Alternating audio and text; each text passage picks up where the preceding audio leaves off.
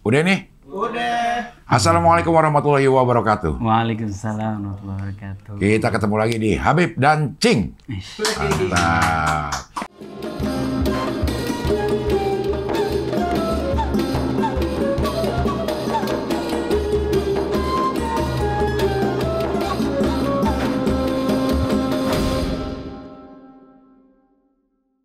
Waktu kita kecil, ukuran kepintaran kita tuh diukur sama tai. Benar. Di hal-hal yang sederhana misalnya, Panji mata genditnya mana? Kling, pinter. Sun jauh, pinter. Adek, ya. Pas lihat, wih tainya banyak, pinter. Tainya banyak, pinter. Tapi Anies Baswedan kemarin ke podcast gue. Akhirnya podcast dah tuh. Podcast, ngomong ini, ngomong itu, ngomong itu. Emang Anies itu, maaf ya, gue bukan mempromosikan, bener dah. Tapi karena gue ngobrol sendiri, Anies itu emang pinter. Tainya banyak kali dia tuh anaknya. Gue ngerayunya juga ngerayu Sari sama dia. Kalau ketemu Ria tuh gue suka ngegombal-gombal gitulah gitu. Gue contohin ya.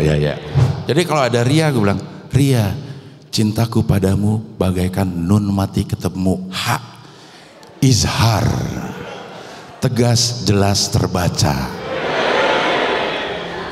Ria, kalau dekat kamu hatiku tuh seperti nun mati ketemu kaf, ihfa, mendengung-dengung.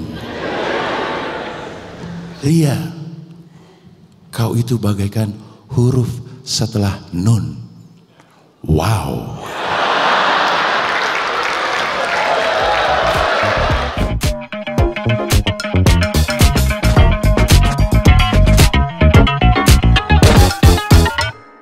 Minggu lalu kita ngomongin tentang kelahiran Nabi Muhammad. Ngobrolin juga kondisi dunia sebelum kelahirannya, terus agak sedikit-sedikit udah ngomongin tauladan Nabi Muhammad, yang paling nggak yang bisa kita lakukan untuk diri kita sendiri. Nah, sekarang kita pengen ngomongin tauladan dari Nabi Muhammad yang hubungannya habluminanas lah, kehidupan sosial, kehidupan bermasyarakat. Kehidupan berumah tangga yang hubungannya sama orang lain yang bisa kita tauladani dari dari yang dicontohkan oleh Rasul. Bismillah. Tadi kemarin waktu itu kan minggu lalu nih, yang mana pakaian kita masih sama itu. Padahal baru tadi. Minggu lalu kan kita bahas bahwa masa sebelum diutusnya Nabi adalah masa kegelapan betul-betul. Artinya Nabi itu sebenarnya diutus membawa peradaban manusia, yang mana memanusiakan manusia. Maka Nabi dalam sabdanya bersabda, innama bu'istu liutammima makarimal akhlak. Aku tuh diutus untuk menyempurnakan akhlak manusia. Nah, itu tujuan diutusnya Nabi. Artinya seseorang kalau beribadah secara ritual, melaksanakan kewajibannya, sholat, puasa, zakat, tapi nggak berdampak pada akhlaknya, dipertanyakan kesempurnaan ibadahnya tuh. Dipertanyakan dampak dari ibadahnya. Kemarin itu, tadi itu gue lihat potongan ceramah Roma Irama di Pesta Pora. Tentang iman dan akhlak. Ada potongannya. Khotbah Jumat. Potongannya itu tuh. Kalau beriman tapi tidak berakhlak juga tanda petik percuma, karena iman itu ya pada ujung-ujungnya untuk membuat akhlak kita bagus gitu. Ya, hubungannya sama orang lain. Nah, apa aja tauladannya tuh? Tapi bukan berarti seorang cukup berakhlak tapi tidak beriman. Ada juga tuh disebut juga. Itu paspornya nggak nyampe tuh. Iya. Jadi harusnya sholat kita membekas kepada akhlak kita. Karena waktu kita sholat kan kita setor muka sama Allah. Masa sih kita mau setor muka 5 kali sehari, sempet-sempetnya kita ngadep Allah, kita habis nipu orang? Kan nggak mungkin. Sempet-sempetnya kita ngadep sama Allah di waktu zuhur, tapi paginya kita habis ngezolimin orang. Kan kita malu. Seharusnya setiap kita ngadep Allah, kita koreksi diri kita, tadi nih kita habis akhlak kayak gimana ya sama orang. Ada siapa mungkin habis zuhur, sorenya OTT, OTT apa? Tangkap. Oh iya benar. Bisa jadi. Bisa jadi, bisa ada ya. Karena kita dengar juga mungkin sholat zuhurnya biar dilihat manusia aja, biar dipilih lagi. Iya, iya. Karena kita lihat juga banyak koruptor yang haji juga.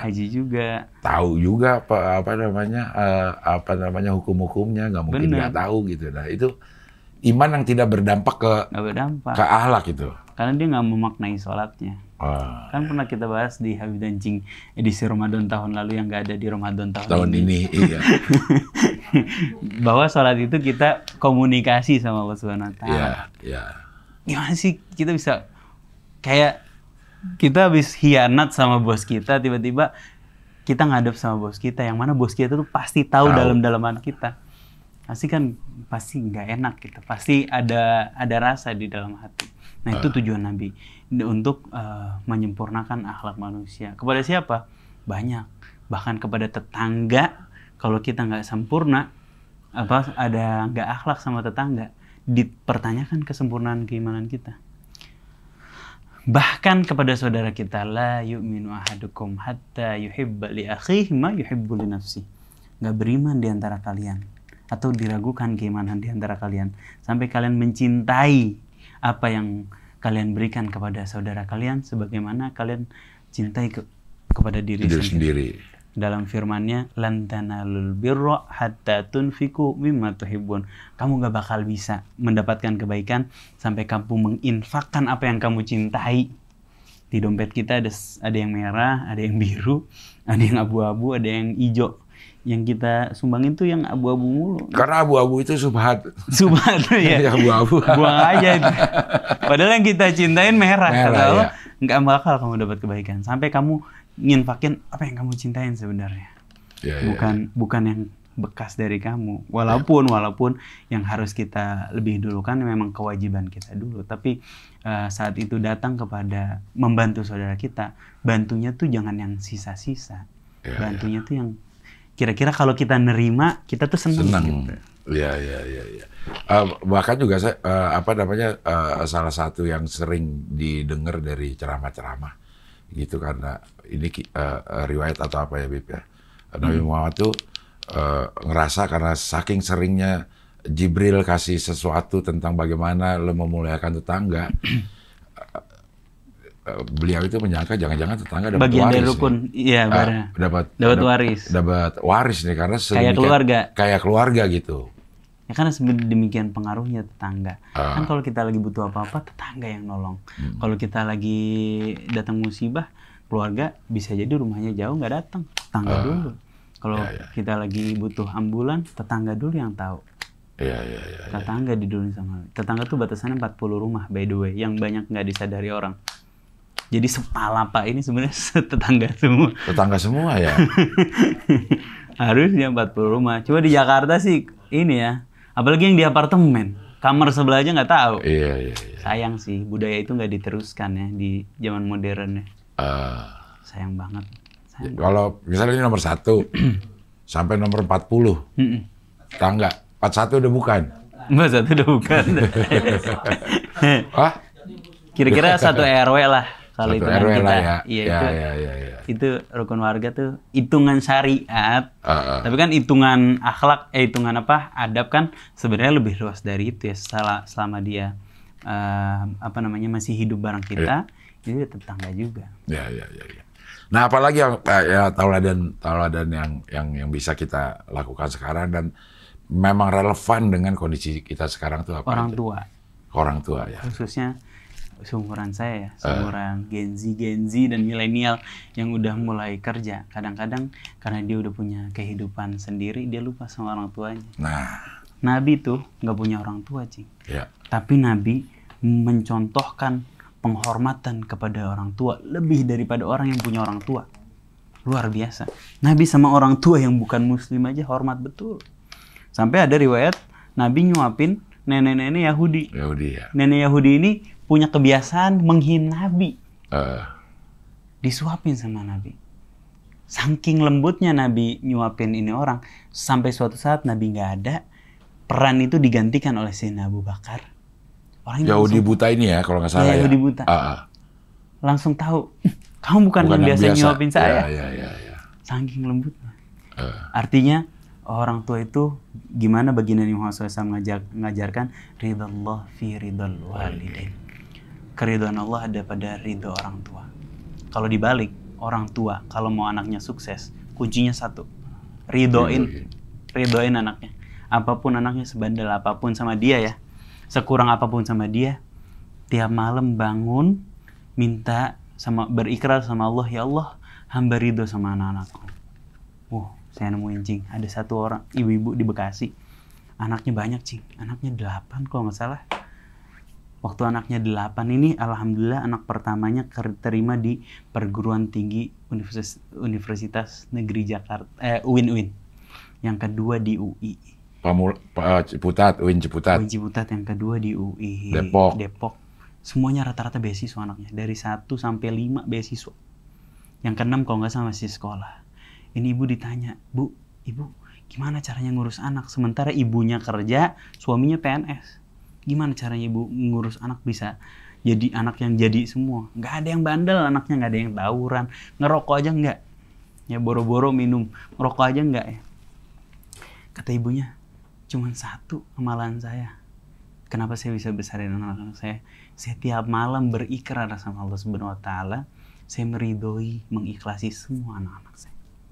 Itu ibu tiap malam kalau bangunin anaknya nih, kata anaknya ya, kalau bangunin anaknya tahajud bukan dibangunin, sholat di sebelah anaknya, sholat tahajud di sebelah, sampai anaknya bangun ngelihat ibunya tahajud, diambil wudhu, dia ikut sholat.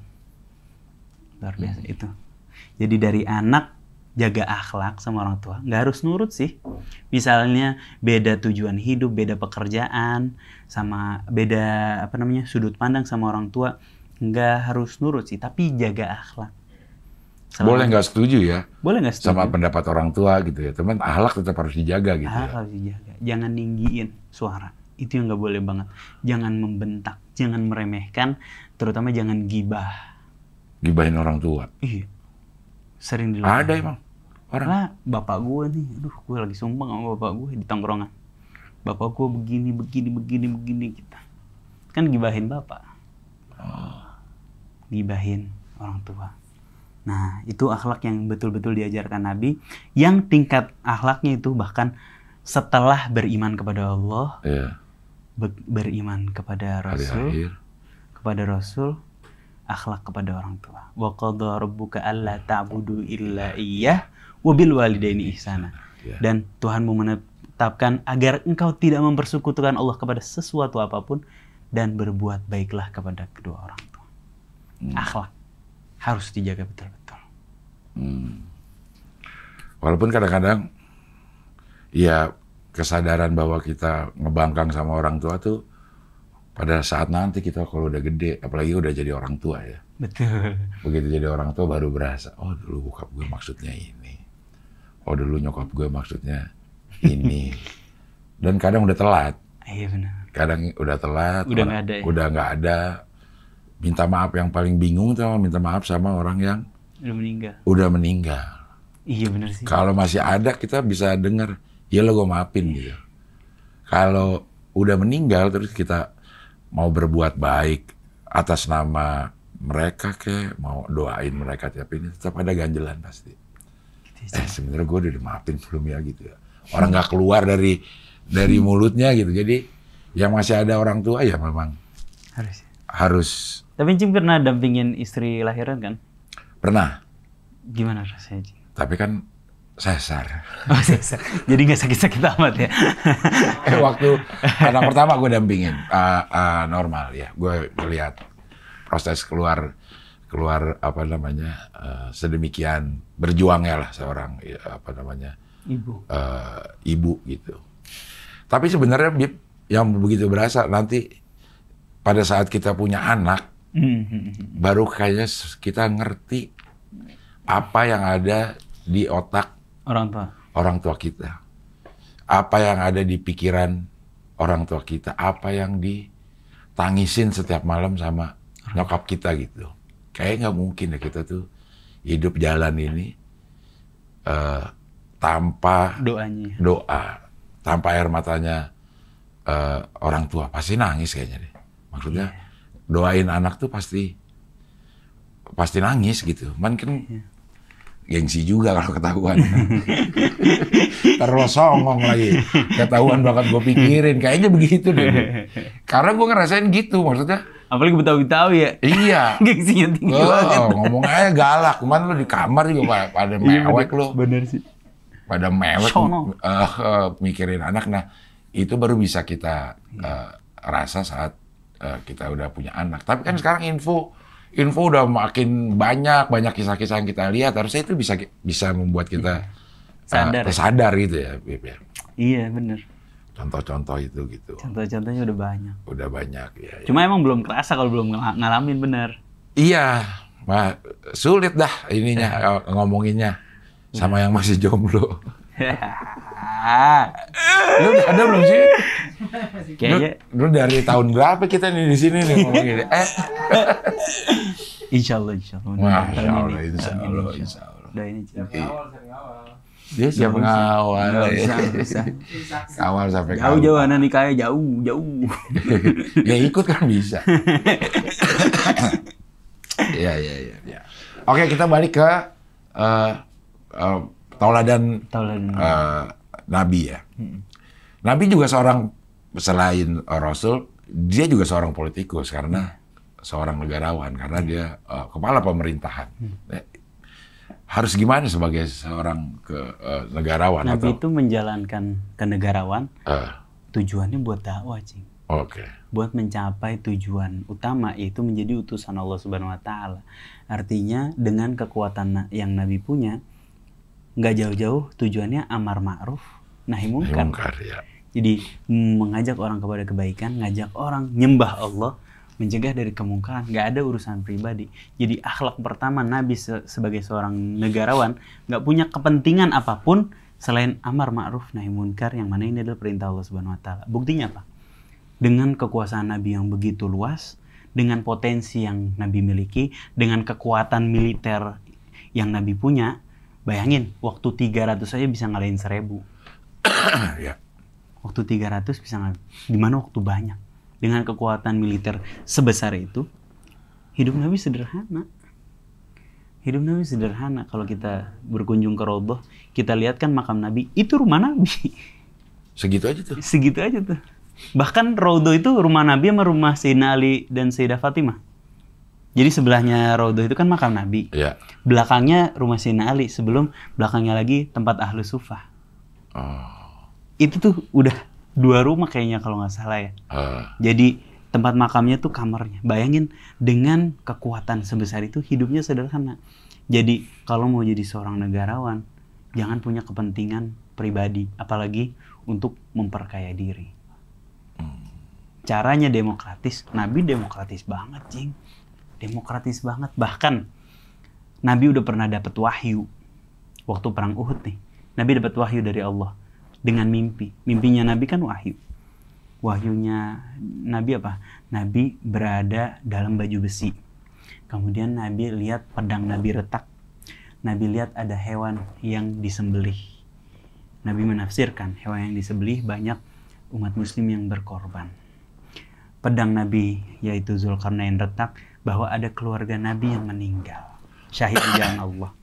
Kemudian Nabi berada di baju besi, menandakan strateginya harus berada di kota Madinah.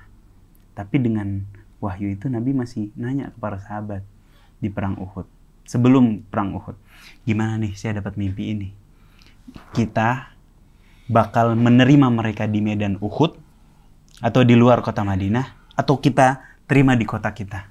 Kita berlindung di rumah-rumah, kita serang mereka dari atas-atas rumah kita. Para sahabat kan nggak semuanya ikut perang Badar, Cing. Anak-anak muda yang bergelora nih bilang, ayo udah kita terima aja di Uhud. Dia soalnya dapat cerita-cerita perang Badar tuh hebat-hebat. Dia cemburu waktu itu nggak turun perang Badar. Beberapa sahabat yang nggak ikut perang Badar pengen banget keluar ke medan perang Uhud. Akhirnya membujuk Nabi, oke.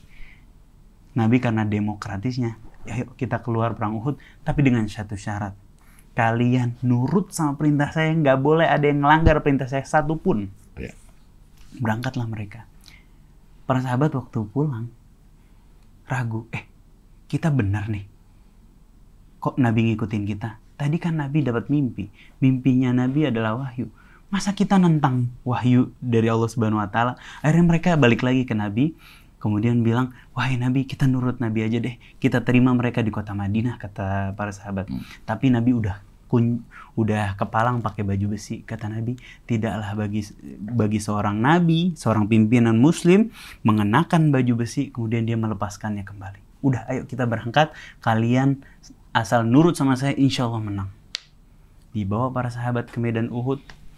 Perintahnya adalah pasukan pemanah yang dipilih sama Nabi sejumlah 50 orang jangan meninggalkan Bukit Romyah atau Bukit Pemanah. 50 sniper ini nggak boleh ninggalin Bukit Pemanah sama sekali. Termasuk di antara pimpinan mereka Sayyidina Hamzah bin Abu Thalib. Kemudian para sahabat yang berada di Bukit Romyah ini standby di situ. Yang di bawah standby juga di bawah. Sebelum pasukan musuh datang, mereka diserang sama sniper ini. Semua 50-50-nya ini penembak jitu, nggak ada yang salah sasaran. Tembakan mereka pasti kena. Sehingga kaum kafir Quraisy nggak ada yang bisa maju karena tembakan pemanah tadi. Ngelihat kaum kafir Quraisy udah kocar-kacir, pasukan pemanah lihat ke bawah. Ini banyak nih harta-harta yang ditinggalin sama kaum kafir Quraisy. Kenapa? Karena kaum kafir Quraisy di perang Uhud nih ibaratnya balas dendam, cing. Bawa harta yang lebih banyak daripada perang Badar. Bawa perbekalan yang lebih banyak daripada perang Badar. Bawa persenjataan yang lebih canggih daripada perang Badar. Sehingga harta-hartanya itu menggoda banget. Baju besinya baju yang mahal, pedangnya pedang yang mahal, kudanya kuda yang bagus. Kuda itu, cing, ada kalau di kita ya, ada kuda lokal 60 jutaan, ada kuda warm blood harganya 300 juta ke atas. Kira-kira waktu perang Uhud ini yang dibawa itu kuda-kuda yang 300 juta ke atas. Dibawa semua. Para sahabat yang di atas Bukit Panah bilang, ini kan mereka menang gara-gara kita. Masa nanti yang ngambil sahabat yang lain sih? Kita ambil aja nih harta rampasan perang. Toh kita udah menang. Perintah Nabi kan kita standby sampai selesai perang. Kita udah menang kok. Udah yuk kita ke bawah. Beberapa sahabat pemanah ke bawah buat ambil rampasan perang. Khalid bin Walid yang belum masuk Islam pada saat itu ngelihat peluang itu. Muter dia dari belakang, mengepung kaum muslimin sehingga terjadi kekalahan yang besar bagi kaum muslimin. Tapi meski dengan itu kaum muslimin berhasil memukul mundur kembali pasukan kaum kafir Quraisy atas komandonya baginda Nabi Muhammad SAW. Lihat gimana demokratisnya Nabi. Menganulir pendapat sahabatnya. Yang mana pendapat itu sebenarnya beresiko membawa kekalahan. Tapi udah dikasih pilihan yang lebih baik lagi supaya nggak kalah. Masih dilanggar juga. Demokratis banget kan Nabi. Waktu itu Khalid bin Walid belum masuk Islam ya? Belum. Khalid bin Walid itu panglima yang tidak pernah kalah perang ya, baik saat masih kafir maupun saat udah masuk Islam ya. Menang terus dia. Hebat betul. Emang hebat itu ya. Tapi meninggalnya dia pengen meninggal di medan perang, meninggalnya di atas kasur. Dia pengen syahid di jalan Allah, tapi meninggalnya di atas kasur. Iya. Nah maka waktu perang Uhud itu berkorbanlah atau syahidlah Sayyidina Hamzah. Yang di belek itu. Ya, di belek dadanya. Dadanya dimakan jantungnya katanya gitu jantungnya. Ya. Itu arti mimpi Nabi Muhammad SAW. Iya. Bayangin, perang Badar. Nabi demokratis banget. Nabi menyusun strategi sama para sahabatnya. Tapi pendapat para sahabatnya ternyata menguntungkan. Menentukan tempat base camp mereka supaya bisa menguasai mata air daripada medan perang Badar. Sehingga kaum kafir Quraisy yang datang itu nggak dapat sumber mata air sama sekali. Semua mata air ditutupin sama kaum muslimin. Tinggal satu yang mereka kuasai, yang bisa mereka minum. Satu doang. Sisanya tertutup semua. Pasukan kaum kafir Quraisy yang jumlahnya 1000 itu kan malamnya mabok-mabokan. Pagi belum sempat sober, mau minum air nggak ada. Mau minum air nggak ada. Itu strateginya atas apa? Atas sifat demokratisnya Nabi Muhammad SAW bermusyawarah sama para sahabatnya. Nabi dapat wahyu dari Allah, masih mau dengar pendapat orang. Lah ini penguasa bodoh, nggak tahu apa-apa, nggak mau dengar suara rakyat, gimana? Kena loh makanya jadi. Iya. Iya. Waktu yang ini juga gue dengar juga di kisahnya saat Sayyidina Hamzah di Black itu sama orang bayaran yang dibayar sama Hindun kalau nggak salah ya, dibayar dia sama dendam karena dendam. Terus apa benar atau salah? Yang nge-Black itu akhirnya masuk Islam. Iya. Yang nge-Black itu akhirnya masuk Islam. Nah, ini yang jadi contoh, yang bisa dijadikan contoh bahwa nggak mau ketemu orang bukan berarti memutus silaturahmi. Betul.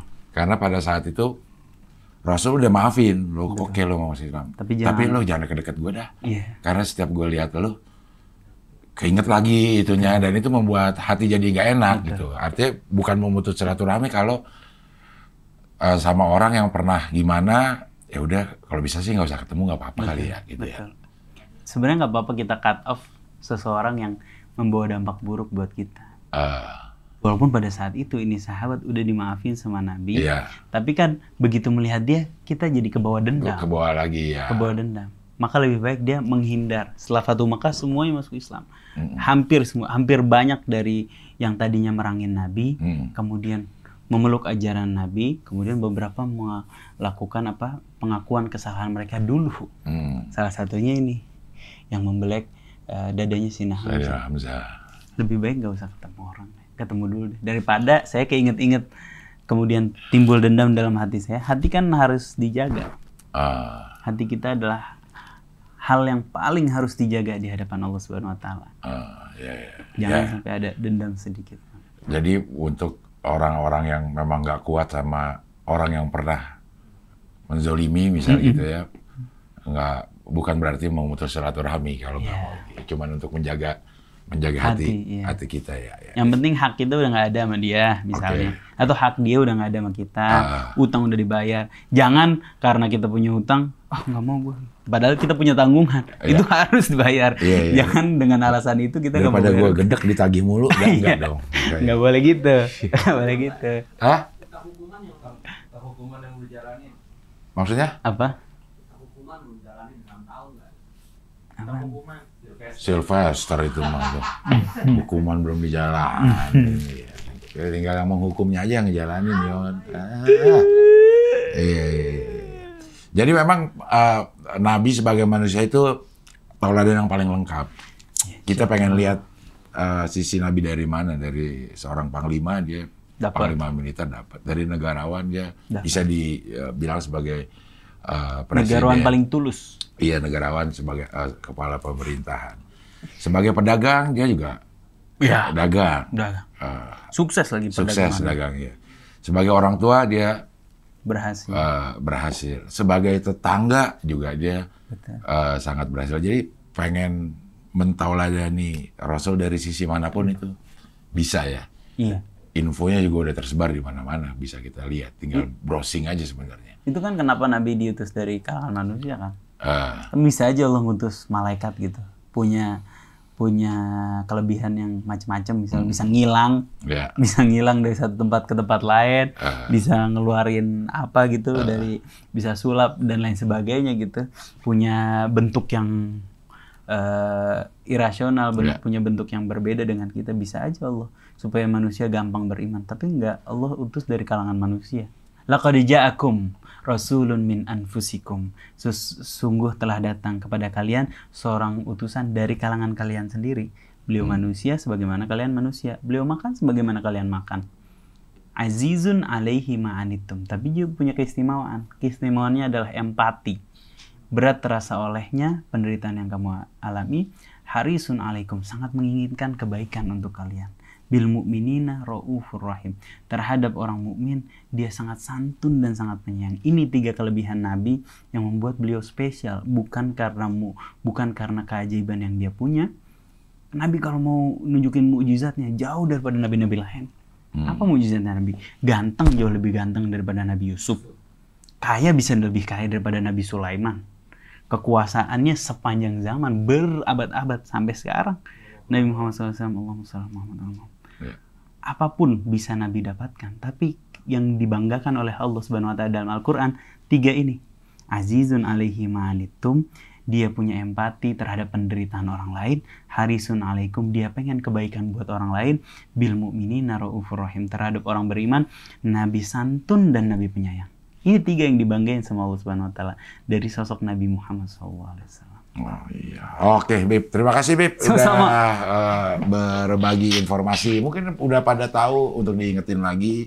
Untuk yang baru dengar ya jadi pengetahuan yang baru, dan mudah-mudahan bisa Amin. bisa diamalkan, meneladani Amin. sifat-sifat Rasul. Oke, makasih Bib. Main lagi kesini dong, Bib. Insya Allah dong. Ya. Oke, kalau gitu sampai ketemu lagi di Habib dan Cing. Wassalamualaikum warahmatullahi wabarakatuh. Waalaikumsalam warahmatullahi wabarakatuh.